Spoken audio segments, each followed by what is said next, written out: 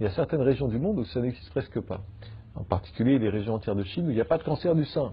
Ce qui est très étonnant quand on voit l'incroyable prévalence du cancer du sein en Occident. Il y a certaines régions où il n'y a pas de cancer de la prostate du tout, alors qu'aujourd'hui ça concerne énormément d'hommes dans nos sociétés. Donc que se passe-t-il?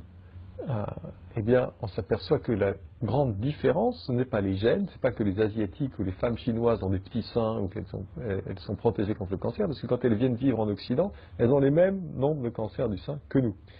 Il se passe qu'il y a une différence dans la manière de vivre, dans le mode de vie dans ces régions et dans les autres. Donc qu'est-ce qui a changé dans le mode de vie? Il faut le comprendre, puisque ce qui a changé dans le mode de vie en Occident depuis la Deuxième Guerre mondiale semble être un engrais pour le cancer. Il y a trois principaux facteurs que je décris dans mon livre. Le premier, c'est l'augmentation considérable de la consommation de sucre et de farine blanche raffinée, qui n'existait presque pas avant la Deuxième Guerre mondiale. Aujourd'hui, on est en France, au XIXe siècle, on consommait à peu près 5 kilos de sucre raffiné par personne et par an.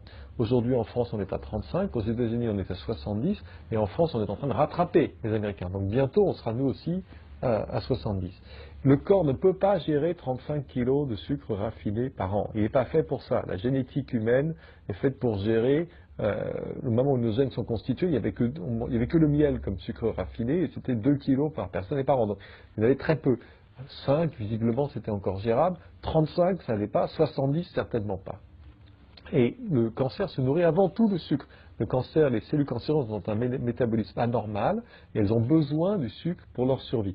Quand on pompe du sucre en permanence dans l'organisme, on alimente directement la croissance des cellules cancéreuses. En plus de ça, le sucre crée de l'inflammation dans le corps. Et le cancer a besoin de l'inflammation, non seulement pour grandir, se multiplier, mais pour envahir les tissus avoisinants et se répandre dans l'organisme. Il a besoin de cette inflammation qui est alimentée directement par le sucre. Donc sucre, farine blanche, c'est-à-dire la baguette, malheureusement, c'est des choses très bonnes, c'est des choses qu'on aime, sinon il n'y aurait pas de problème. Mais la baguette, c'est du sucre. C'est du sucre blanc qui très très vite fait monter le taux de glucose dans le sang dès qu'on la mange.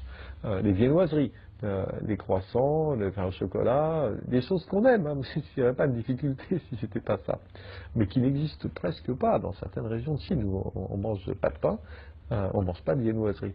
Et on ne mange presque pas de sucre raffiné blanc.